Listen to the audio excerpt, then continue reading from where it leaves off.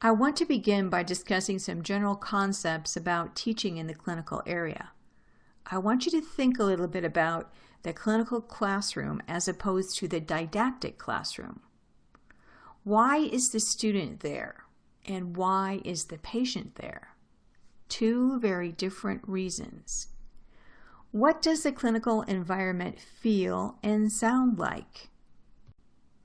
If we were to design the ideal learning environment, it most likely would be described as a quiet, ergonomically comfortable space, free of distractions, not a noisy, chaotic public place filled with sick people. And yet, this is our reality. I'd like you to think about that a little bit. This is exactly where clinical teaching and learning is expected to take place, in a very public atmosphere that can be very confusing with multiple distractions.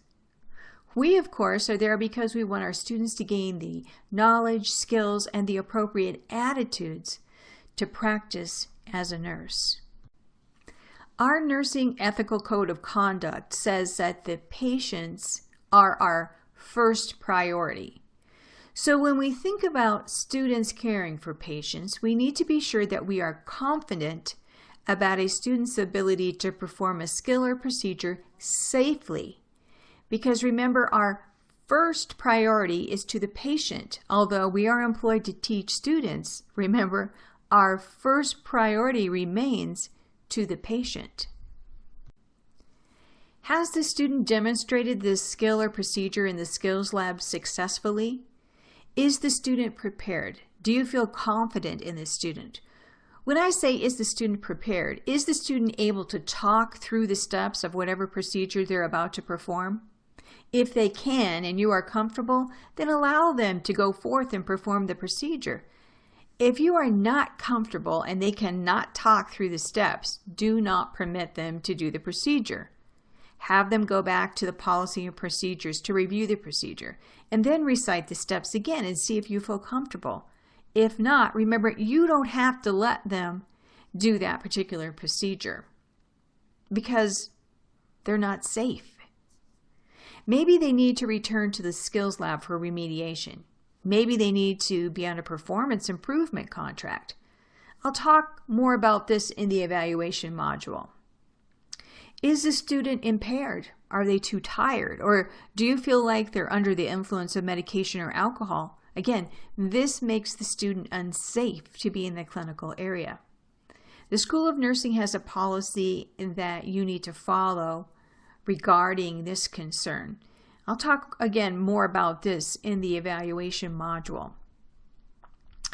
I'll also be talking a little later about two additional high-risk air-prone activities that we do as nurses every day, and that's medication administration and communication. Now, after having said all this, the whole purpose of a student being in the clinical area is to be allowed to perform clinical skills. So if we hold them back, they are never going to progress.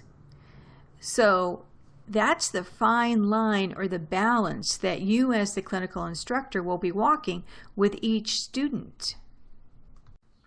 Our overarching purpose is to bridge the didactic or classroom learning to the clinical experience, and for our students to become socialized into the role of a nurse. So how are we to do this? First and most importantly, prepare yourself and plan out the entire rotation. Well, you can't plan every single thing in the rotation, but have an overarching plan. Review the didactic skills lab syllabi for the time period for the clinical experience. Look carefully at the scope and sequence of the skills that the students are learning during their clinical rotation. While you can introduce new skills to the students, make sure your expectations are in line with the teaching plan of the semester. It's extremely important for your expectations to be appropriate for the student's level and progress in the nursing program. Also review the previously taught didactics and skills lab content, because now you know what you can build upon to make appropriate student assignments that will reinforce that instruction. Some instructors and nursing staff are so excited to share those new and exciting opportunities to the students. And that's great, but however, the student may not have had any context for this experience. Therefore, you as the instructor will need to make sure that the student is properly prepared and debriefed. If you cannot do this, then don't send the student. If the student is to go to be exposed to this new opportunity, make sure that they understand the goal and the objective for going to that opportunity. And more about this later in the module.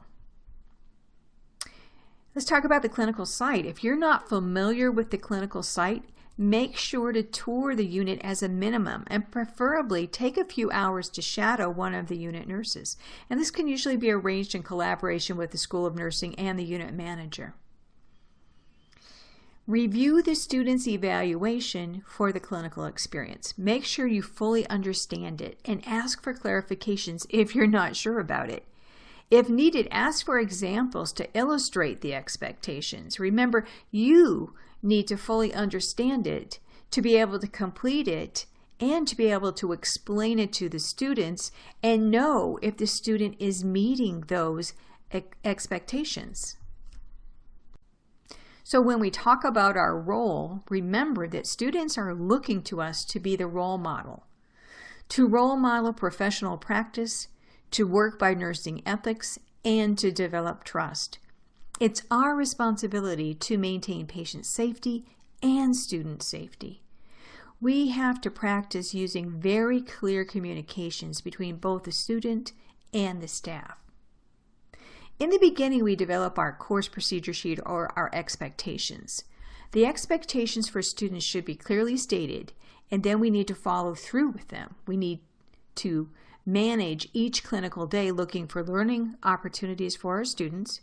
We are the resource for our students, and we provide other resources as needed. We are the liaison between the staff and the students, or maybe between the staff and the students.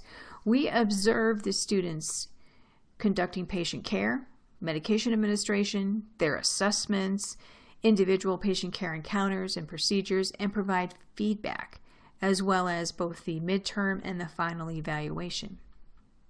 The instructor is responsible for making the assignments. You may take the student's input, or you may allow them to have the freedom to make their own assignments. Of course, check or clearing that with you. Most importantly, keep the student's scope and sequence of learning in mind.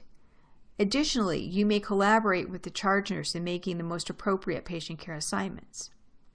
We lead pre- and post-conference clinicals. Students report their plan for the day and throughout the day to us, their instructor. Throughout the day, instructors encourage students to think about what they're learning, ask scaffolding questions, encouraging evidence-based care, encouraging students to practice using sound clinical reasoning and judgment. We provide the encouraging support at the same time, keeping our hands off, if at all possible, allowing the student to do the patient care. We are constantly looking for that bridging opportunity between the classroom and the clinical.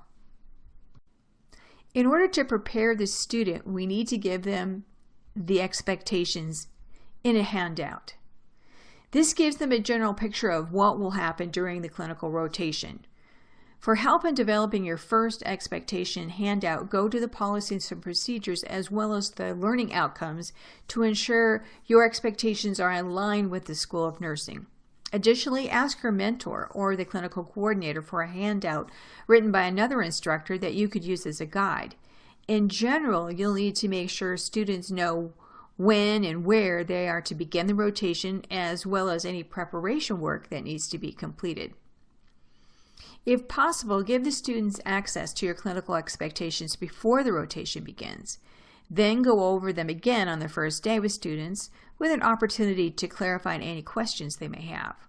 And we'll talk more about the first day in the next presentation. However, don't forget to go over the learning outcomes and the student evaluation with the students too. For the very best clinical experience, do not skimp on the time spent preparing the student.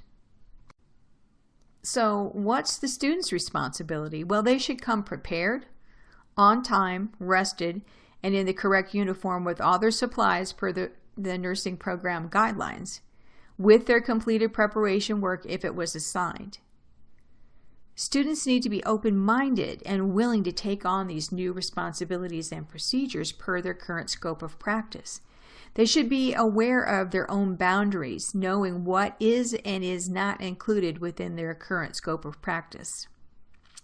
According to Beck, nursing students report that the initial clinical experience produces the most anxiety of any clinical day.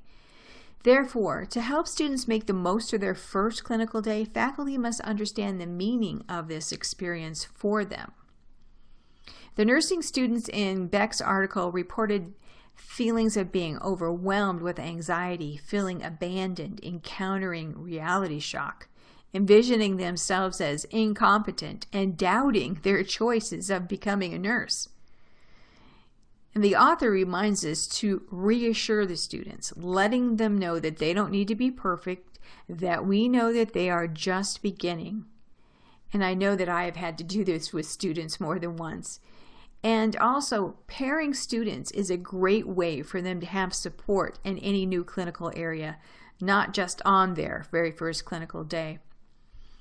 Students attending Oregon Health Sciences nursing program were assigned to read Beck's article and then write their reflections on their first clinical day.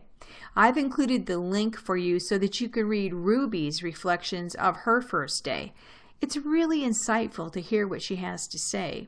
And she reminds us that everything is new and everything is difficult, as well as there is a lot to learn in a very short amount of time, and these couldn't be more true.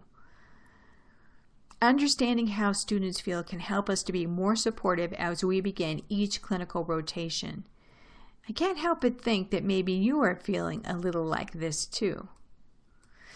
Read Beck's articles for more ideas and strategies that you could use to support your students on their very first clinical day. In this module, we talked about preparing for the clinical rotation. In the next presentation, I'll discuss the clinical day, making student assignments, and some teaching strategies.